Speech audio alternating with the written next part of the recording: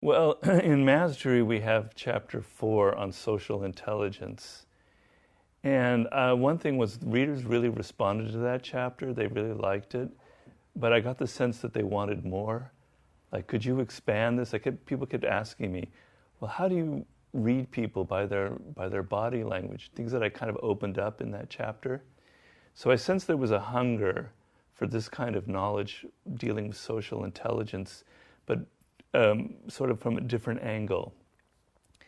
You know how I don't look at things from the usual self-help, positive, Pollyannish angle. I look at it from the dark side.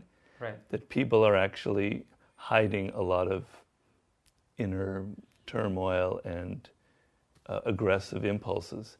And I felt like there was a hunger for more of that kind of knowledge. But also, in the over 20 years of writing Power and researching it and consulting with it, with many different powerful people, I had this feeling that people are really difficult. It's what I write a lot about. And we spend so much of our time, particularly now in the 21st century, dealing with technology, dealing with our phones, dealing with algorithms. It's like we're immersed in this. But the source of our misery, the source of our pain, the source of why we're so fucking messed up right now is we don't understand people. People can't be reduced to an algorithm. You can't figure them out through your smartphone.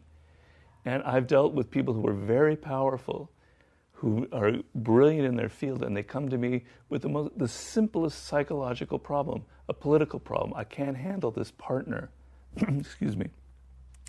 So I had this feeling, when I wrote Mastery, I sensed that we're losing a sense of how to make things, and I really wanted to address that. Well, I also felt in this book we're losing a sense of psychology, of what makes people tick, and it's causing cascading problems in the world. So I felt an urgency to kind of address something that people don't talk about. Well, I mean, I've consulted with athletes, very high-level NBA basketball player. He came to me, I won't say his name, because the owner of the team was messing with him. Like, he was obviously wanting to trade him, but publicly he was saying all sorts of, he couldn't figure him out. And it really was hurting him psychologically, and it was affecting his game, and it was messing with his relationship with his wife. So it's ridiculous to think that in some field you're not having to deal with people. If you're a parent, you have to deal with your child, and children are extremely difficult. They're extremely resistant to your will. They don't want to do what you want them to do. Right. How do you deal with that? If you're bad at dealing with people, if you don't understand their psychology, if you push them too much and they resist you, you respond and react, and you get kind of defensive and bitter and resentful. And what happens is your mind is consumed 24 hours a day with, damn it, this person didn't answer my email. Damn it, this person didn't do that, this. It's wearing away at you. It's eating your mental space. You have no mental space for creative endeavors, for actually doing your work. It drains you. It emotionally drains you. You're imbalanced because you're constantly thinking about what people aren't giving you. I want you to reverse that perspective and think of what you're not giving people, other people, so that you can actually begin to change this dynamic and get out of that sense of waiting and passivity. Well, the research process is very laborious, but there's a method behind the madness, which is I try and keep an open mind. Now, I have a bias towards human nature, towards people. My bias is negative.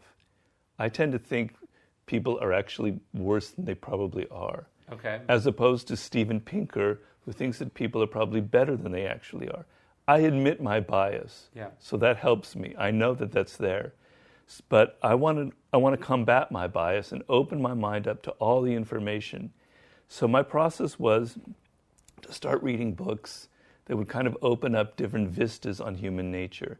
So a lot on neuroscience, Ramachandra and Antonio Damasio, about how we process information and things about our emotions and how the brain processes emotions. I read a lot of books by psychologists from the classic period, the period when people these people aren't very fashionable now, like Carl Jung, like Heinz Kohut, like a man named Ronald Fairbairn, Wilfred Bion. An incredible resource of amazing information about people. Like, for instance, there's a psychologist named Melanie Klein who spent her whole life studying infants and psychoanalyzing infants. Can you imagine what that's like? Now, if you're looking at from a mastery point of view and 10,000-hour point of view, she spent 20,000 hours studying infants and their psychology. She understands them on a level that's amazing. Right. So these people have an incredible resource, these psychologists. So I went into that. I went into anthropology. My particular bias is that humans have always been aggressive and have these sort of darker impulses and have been irrational. And so there are a lot of anthropologists that have been discussing that lately, about how primitive people were quite warlike and had very high murder rates.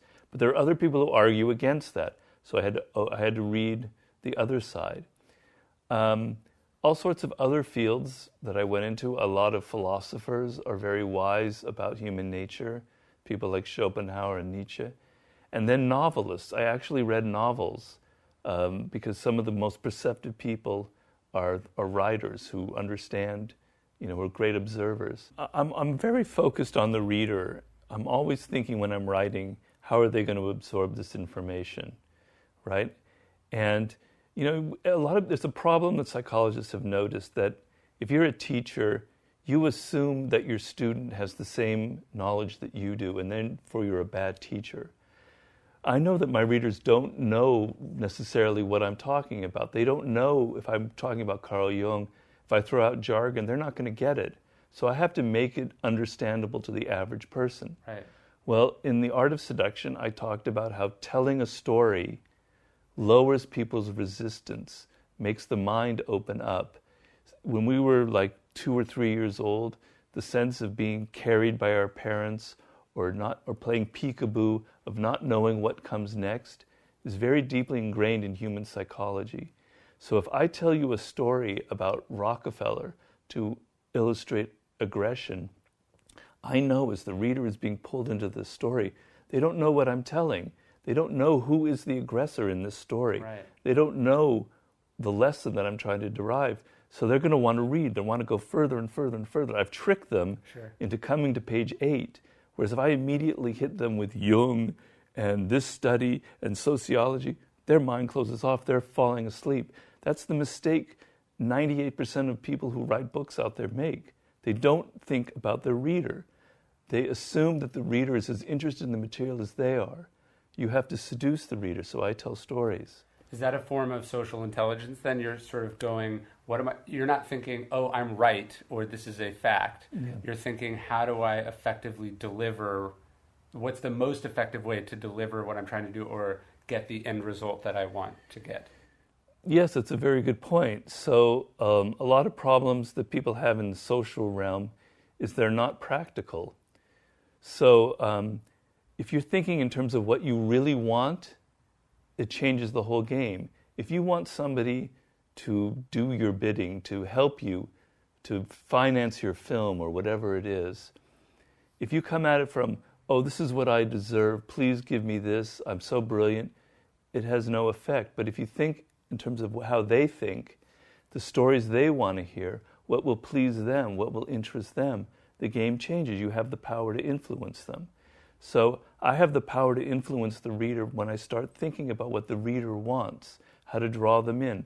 The key to my method of writing, I wrote a kind of a secret code to how I write books. Okay. It was chapter 31, I think, or 30 in the strategy book, the 33 Strategies of War.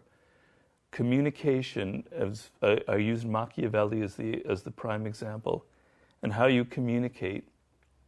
And what are the ways of styling your work that will have the greatest effect?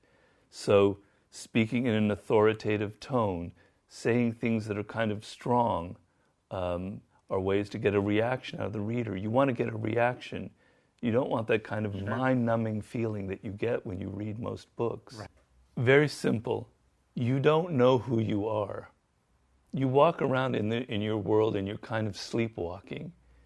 You assume you have an identity, an opinion, an image of yourself that is actually somewhat false.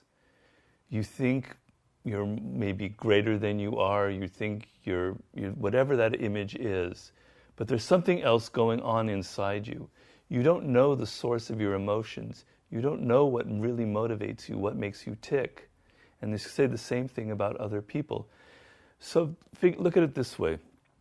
We evolved over hundreds of thousands of years.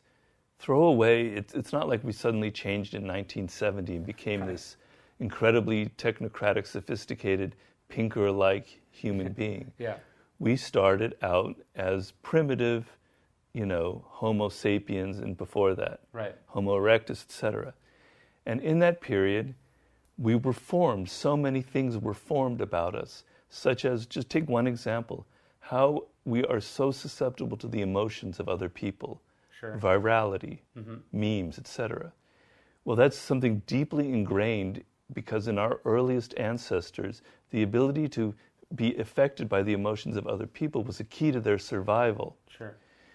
Well, that is so deeply a part of us now, and we don't think of it. We don't understand that.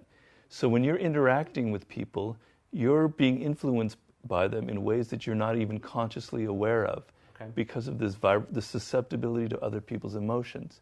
I call these primitive forces that are operating in you. These primitive forces, there are 18 of them, is what I call human nature. And so they're actually governing your behavior, and you're not very aware of it, and they're governing other people's behavior. I'm trying to open up this world to you and give you like a key to decoding some of the things that are so mysterious. Yeah, I differentiate passive envy to active envy. Okay. So passive envy is something all of us feel, and what I really want you to do in this book is I want you to start being honest with yourself, because I think if you're honest with yourself, you become a better human being and you're happier. Mm-hmm. So nobody likes to admit that they're envious, but everybody feels it. So you were my and then I read that you're higher up on the business list of writers than I am. I can't help but feel a pang of envy. Right. Okay? Everybody feels that. And I explain why we feel it. Chimpanzees feel envy. It's extremely ingrained in our primate nature. Right. We are always comparing ourselves to other people. It's how the human brain operates. On a very basic level, we process information by comparing. Yeah. How is this different from that? We do this socially. How does that person have more than I do? Why are they getting this attention and I'm not? You are feeling envy. Everybody feels it. Most of the time, it's not toxic. It's just part of social life. Just accept it. Right. But then there's the toxic, active form of envy. Okay. And I talk in this book a lot about toxic people. And I have a quote in there from Schopenhauer saying that we think that evil people walk around with horns on their head, or that fools have cap and bells. Yeah. But people who are toxic are masters at disguising it. They've learned since they were 3 years old to present a normal, saintly front to the world. Envious people, and there are envious people out there, don't go announcing themselves that they're envious. They become your friend in order to wound you. They ingratiate themselves out of a secret desire to find a way to punish you. I'm trying to teach you how to identify these types before they harm you, and I have many different. Yeah, in the envy chapter I talk about, and also in the chapter about body language, micro-expressions, which is a sort of a fashionable word now. Paul Ekman kind of brought that out, where you look at people, they have a half of a second of a reaction, and then they put the mask back on. Yeah. Envious people will have that little slight for a half a second. You will notice if you tell them some bad news about yourself, a little smile will appear on their face. Yeah. Or if you tell them some good news, a little bit of something unpleasant will cross the face for just a millisecond. Yeah. And Schopenhauer said you can find these people out by deliberately telling them something good that's happened to you or something bad, and they will reveal themselves. But, there are certain chapters that I focus on very toxic qualities like envy, like the shadow, like the repression, like aggression, like short-sightedness, people who can't think past their nose. Yeah. And I'm trying to give you ways to identify them. So one of the most important keys is extreme behavior. Okay. So when someone reveals to you something, a very, what I call emphatic character trait, they are hyper confident, hyper secure, hyper aggressive, hyper masculine, hyper sensitive or temperamental, or very snobby about things. They're just concealing something. They're generally concealing. So compensating for something? They're compensating. They're concealing what is probably the opposite quality. Okay. And they've learned that from very early on. So if you're an aggressive person, always trying to get what you want from other people, you learn by the age of 11 that turns people off. So you learn to present a different front, like a charming front, and lure them in.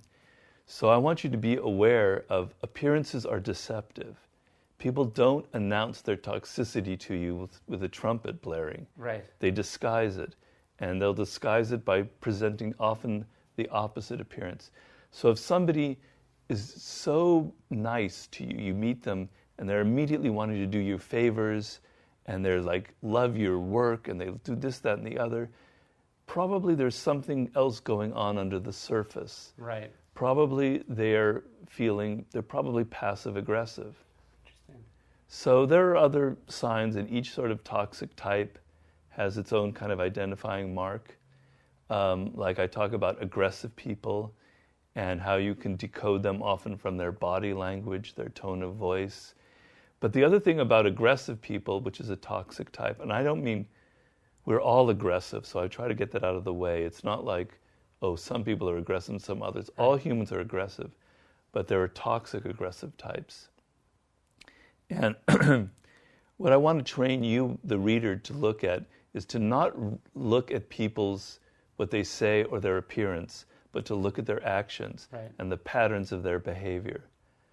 So, for instance, I talk about Howard Hughes in chapter 4 as somebody who's got a very weak character, who was a horrific businessman, and people were lured in by his image of this sort of maverick aviator, kind of, great Hollywood person, etc. But if you looked at the patterns of his behavior, you would have seen that he was actually quite toxic. So stop looking at what people say about themselves and look at their actions. The first thing that I try and do, there's a chapter in there, what I call is people have a self-opinion.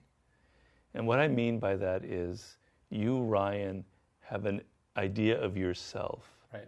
And that idea of yourself is, I'm very self-reliant, I'm very disciplined, I'm a good person, I'm conscientious. I don't know what else is. I'm a good father. Sure. They're mostly positive things, but there'll be negative things in that opinion of itself. I could be better at that. It's how you think of yourself, okay? Yeah. And it anchors everything that you do. If you go buy a car, you're going to buy a car that sort of meshes with that self-opinion. Right. If you think of yourself as being extremely good with money and successful, you'll buy a Mercedes. But if you think of yourself as very conscientious and saintly, you'll buy a Prius. It governs so many of your choices. Right. Okay? When you are trying to persuade somebody or have influence over them, you are generally not thinking of this opinion that they have of themselves. Right. You're coming from yourself. You're thinking of what you want. You're projecting onto them qualities that they don't necessarily have. Or see in themselves. And if you inadvertently say or do something that doesn't mesh with their self-opinion, a door will close that will never open again. You've lost them, right? So if you think of yourself as being really an independent person who makes up your own mind about things, and I try and say, oh no, Ryan, I think you've been manipulated. Well, man, you're going to get really angry. That's not how I think of myself. And you're not going to show it, but you're going to kind of inwardly turn against me. Well, that's the sin that most people commit. They don't understand that the other person has their own psychology, their own belief about who they are. Instead of violating their self-opinion, you want to validate it. There's the quote in there from William James is, the single greatest human need is to be recognized. People want to feel validated for who they are. Right. They want attention. They want to be recognized. I don't care who you are, that's what you want. If you can give that to people, if you can feed that self-opinion, if you can show that they are who they think they are, or you can kind of say that you could even be better at what you're doing, then suddenly they're open up to you. And now you have room to influence them, to change their behavior, to divert them in the direction that you want. So the number one principle is to stop thinking of yourself. When you find yourself in a moment where you want influence, when you want to persuade something, whether it's your boss, your child, your spouse, your first reaction is my needs, what I want, who I am. If you can train yourself, and it takes time, to stop that and to think of them and to put yourself in their position and to think of their psychology and of how they think about themselves, you've already come an incredibly long way towards having the ability to persuade them. Well, one thing I would correct on that is, yeah, people do think of me as being amoral, Machiavellian, but all of my books are all about getting inside the psychology of the other person. So I've always talked about that. I just never used the word empathy before. That's what people are going to think that I've changed, but I haven't. But the idea there is we have a power, a hidden power. It's almost like a Superman type power that we don't use. And that power is empathy. It's our ability to think inside other people, to think inside of even other objects. It's sort of the origins of science itself. This empathy is not something that's intellectual. I like to take a lot of the things in this book, I try to take away from the intellectual realm. It's a visceral, emotional quality that we have. Mm-hmm. We can feel what other people are feeling. I can't really know what Ryan is thinking right now. You have a screen there, it's impossible. But viscerally, I can sense your moods through your body language, through things that communicate itself non-verbally.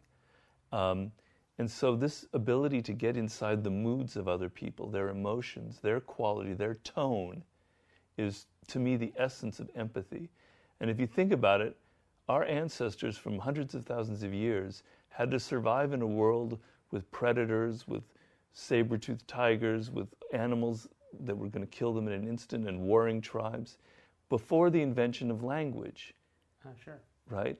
And how did they communicate? They communicated non-verbally. They understood each other in a visceral way through non-verbal communication. Right. We have this power.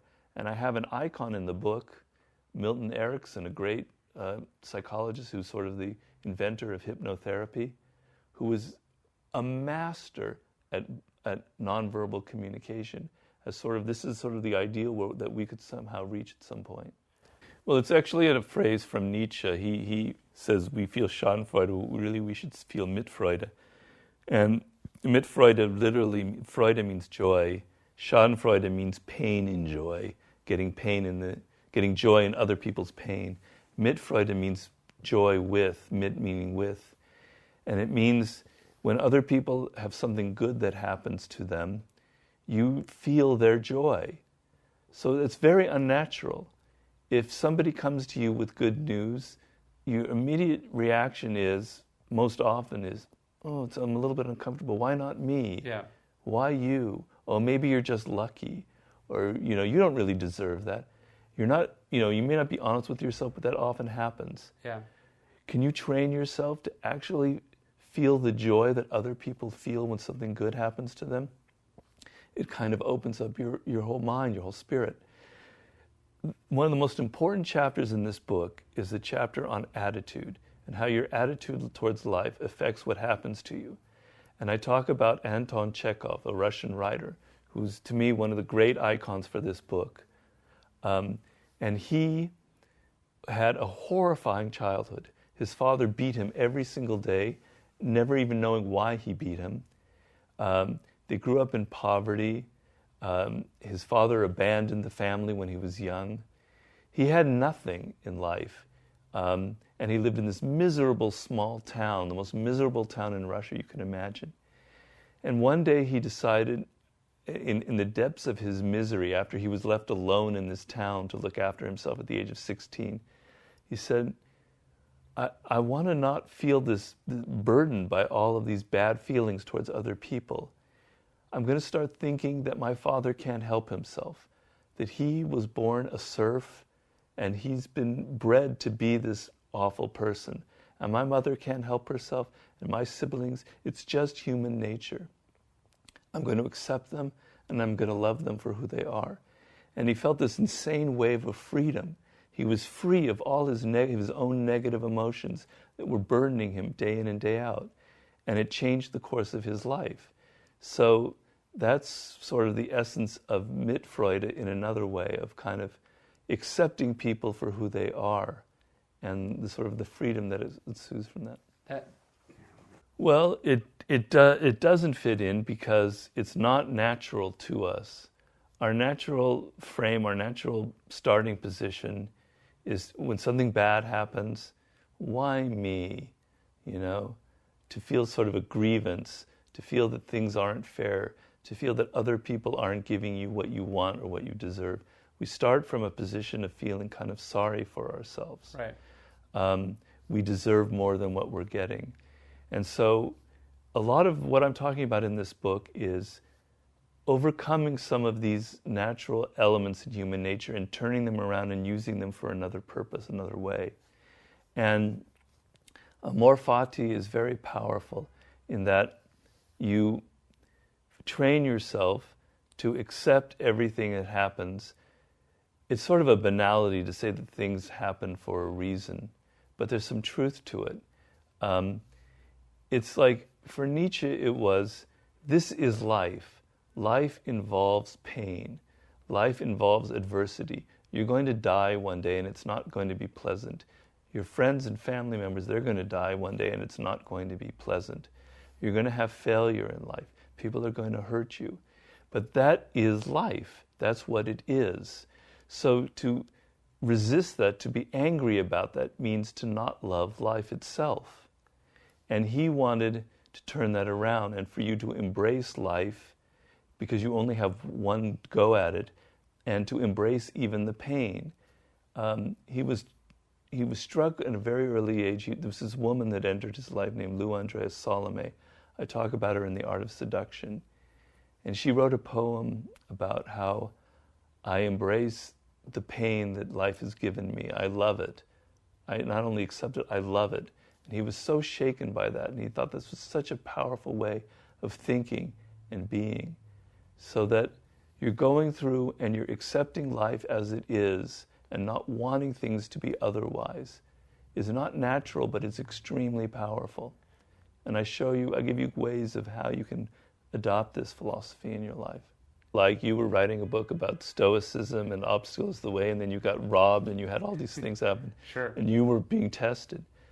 Well, I had a stroke, and it's like the ultimate test for me. I've never had to go through something like this because I'm somebody who's very physically active and independent, and suddenly I can't use the left side of my body, and I'm completely dependent.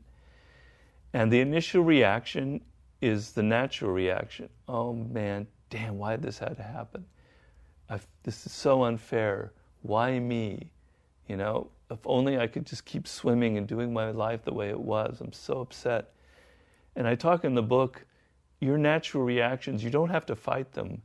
You have to go take the next step, which is the next day after you've gone through this, is to analyze your own emotions and why you're feeling that way. So I've had to go through that process, and it's actually been extremely powerful for me.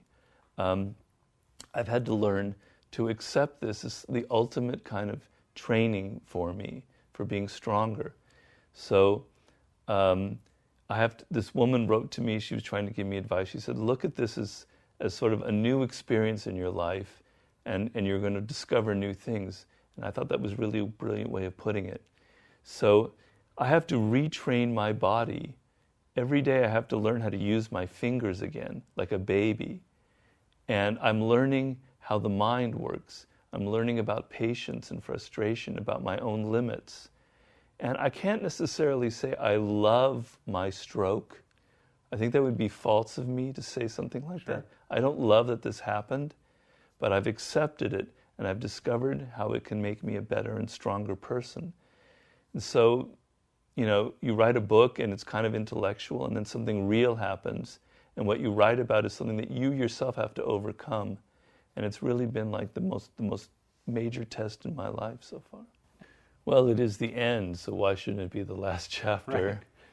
Right.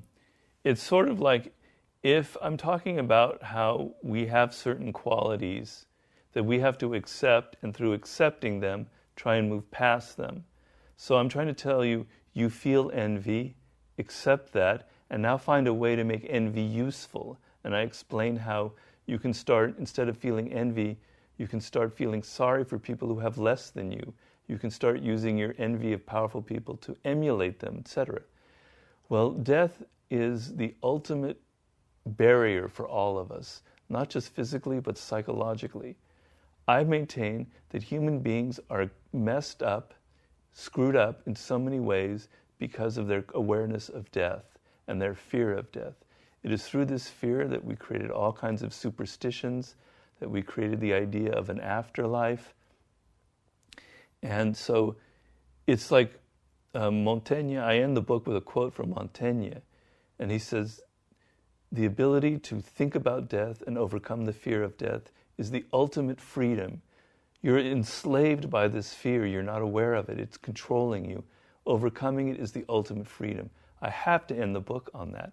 But the idea is, most people are going to say, oh, that's not me, as they say for all of these chapters. The other people, they're irrational, not me. Yeah. Oh, I'm not really afraid of death. I play video games, and I'm always killing people. And I watch movies, and people are always dying, so I'm not afraid of it. That's a cartoon version of death. Our culture was permeated with cartoon versions of death. Your death is something physical. It's going to happen to you. It's a very visceral thing. You are afraid of it. No matter how many video Black Ops games you play, you are still afraid of your own death. Sure. And that fear creates what I call latent anxiety. It makes you fearful of a lot of things in life, and you're not aware of it. It makes you cautious about failure. It makes you cautious about taking risks. So I'm trying to show you that your fear of death has infected you on many, many levels. And so I compare it to this. I use the metaphor in the book. I don't use many metaphors, but this is one I use, is that death is like this vast ocean that we stand on the shore of. Most animals are not aware of their mortality.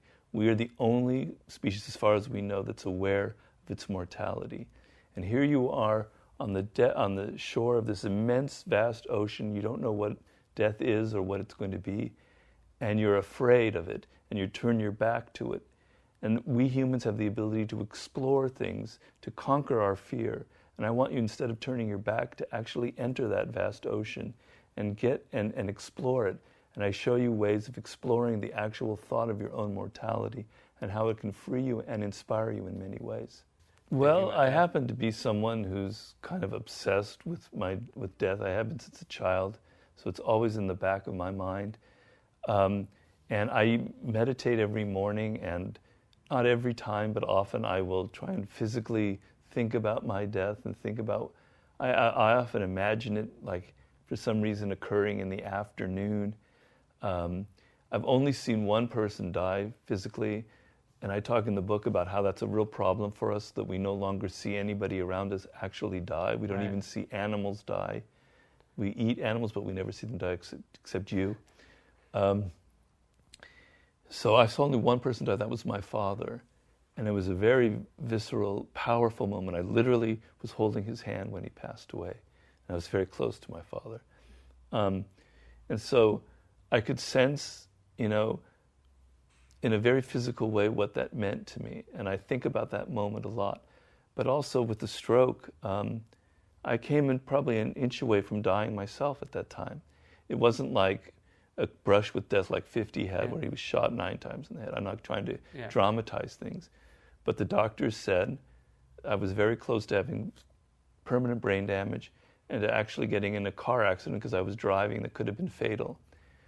And so, now that became something a lot more than just writing intellectually about it, and it's something I can think about all the time. Now I look at myself as someone who's been visited by death, and I see other people and I say that they haven't been visited by them, like I'm separated them from somehow. And I think people who've had a brush with death feel that way. I know 50 expressed that to me. The paradigm for the whole book, it's the opening chapter, and I told you the paradigm is to understand who you are in order to change who you are.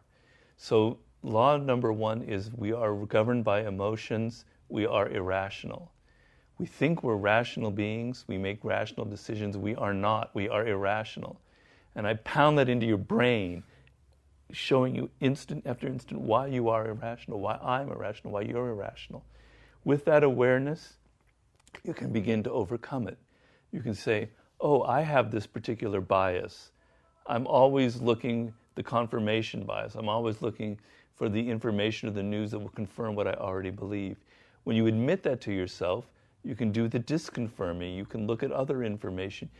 You're aware that that your emotions come first and then you think later.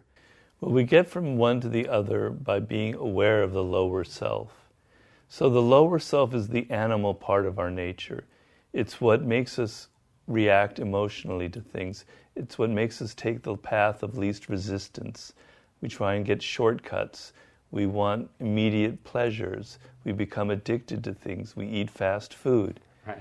Our higher self is less strong. It's like a voice that's weaker in our brain. That higher self you've experienced when you actually had an idea and you accomplished it, you executed it, you felt incredible rush of excitement that you actually did something that you thought you were going to accomplish. You have that higher self when you are empathetic to other people and you actually care about them and do a favor for another person. You feel better about yourself. I could go on and on and on. When you overcome your own weaknesses, you feed that higher self. It's a potential that each one of us has, and it's what we want in life.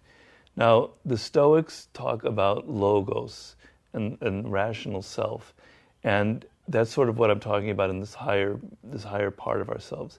And the paragon of that I have in the book is Pericles, the great ancient Greek statesman. And Pericles is the paradigm for how to get out of that animal lower self. Right. And his decision was, as a human being, I am naturally emotional, and I want to worship something. I want to value something in life. I want to say this is something that I love. For some people it's money. For other people it's wine and getting drunk. For other people it's sex. You cannot escape that that's who I am. What is going to be the thing that I worship? It's going to be reason. It's going to be Athena. It's going to be thinking, nous in ancient Greek. I am going to worship rationality. I am going to love it as this incredible power. And I'm going to turn it into an emotional thing. I'm going to love thinking for itself. Because if you just say, oh, I'm just going to be rational, it's kind of worthless because right. You're always going to be fighting your emotions. But if in each situation you say, what gives me pleasure is not reacting in the animal way, but thinking my way through it, analyzing who I am, analyzing what I'm doing, and getting actual pleasure from that process, then you can conquer the lower self. And he is an amazing example, not studied enough in this world, because he practiced this as the leader of a great democracy under incredible amounts of pressure, making very important decisions all the time. And he was able to step away from all the heated arguing and irrationality that was plaguing Greek politics and find out a middle course, a way of overcoming that in himself and in other people. So he's sort of the paragon for that. It's getting worse and worse and worse out there. I don't know what it is, if it's social media, if we're going through a period like, if you read a biography of Montaigne, and his moment when he was living in France, it was a moment of incredible turmoil and people were becoming insane and irrational. Maybe we're living through a moment like that. I talk in the book about I have a book about generations and how things happen through history. And moments of great rationality in history are often followed by moments of extreme irrationality. It's what I call the animal spirits in us. We actually get pleasure from our emotions, from feeling anger, from feeling outrage. If your outrage and anger and hate can become addictive, it's the only way you feel alive. It gives you a rush of adrenaline. God, I hate that person. I hate Donald Trump. I want to kill Donald Trump, which is actually something I won't go into. But it becomes literally a physical addiction. Right. And people are addicted to these emotions. It's the only way that they can feel alive. And to actually sit back and have to think about what they're saying on Facebook or how they're responding is painful. It's unpleasant. It means accepting that they could be wrong, that maybe their convictions and their outrage is misplaced, that their anger is foolish. Nobody wants to admit that. It's better to think, I'm righteous, I know what's right, fuck everybody else. And, one of the main things in the book is we humans have aggressive impulses. I don't care who you are, the sweetest, most lovable person has aggressive impulses. And we have to find a way to channel them that are socially acceptable. Well, venting our outrage in social media and getting angry and saying, I hate these people, screw them, I'm going to beat people up, is a way to vent your aggressive impulses, but disguise it to yourself. Right. Like, I'm not fighting because I'm violent, I'm fighting because I believe in a cause. Actually, you're fighting because you are violent. That is the primary motivation. Sure. Well, it's altered how I look at other people. It's having lived with it for so long, I've always been someone that's kind of not accepting people for their appearance, trying to figure out what's going on behind the mask. But now I'm armed with much more knowledge and awareness and thinking.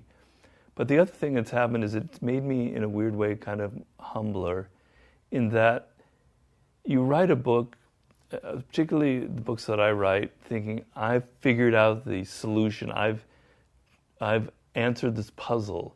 I'm someone great. I'm God. And in writing this book, I realized, God, it's really, really difficult to understand people. The more I know, the less I know in a way. That people are really, really complicated. I think an example that always crosses my mind is in sports, where we so much now in sports is dominated by data and algorithms. But when I watch like a baseball, like the World Series or something, there's a spirit to a team, a way that they cohere as humans, sure. A way of relating to each other that no algorithm in the world could possibly solve. It's that element of the spirit, right? Yeah. Of the esprit de corps, that will actually determine whether they win or not. And I don't care what nerd runs a team, that you can't figure that out. Right? So when you're interacting with people, it's complicated. It's like 3-dimensional, 4-dimensional chess. Sure. And so it's made me kind of humble in the sense of, I don't really know people as well as I think. And it's kind of what Socrates... And yourself, probably. And even myself. So Socrates wants you to begin from a position of ignorance. That's the source of knowledge. Yeah. The source of knowledge is that you don't know anything, and therefore you're open to learning. So this has made me realize that I really, in some ways, don't know people as well as I thought I did, and I have to constantly learn and train myself and be open. Yeah, I want the book... this is kind of the longest book I've ever written, and I apologize for that. It's the longest book I've written, and I'm trying to immerse you in a whole way of thinking. I want to alter how you think about people from the inside out. So it's not like I've come to you with all the answers, that now you just read my book and you have to apply what I say, A, B, C, and you will somehow magically succeed in life. Yeah. You have to take this information and apply it to yourself. You have to look at yourself and realize, think why you are irrational, when you feel envy, what your shadow is like, what your attitude is towards life. I'm posing a challenge to you, and the book is sort of, will you meet this challenge? So in that sense, it is kind of open-ended, and it depends on the reader.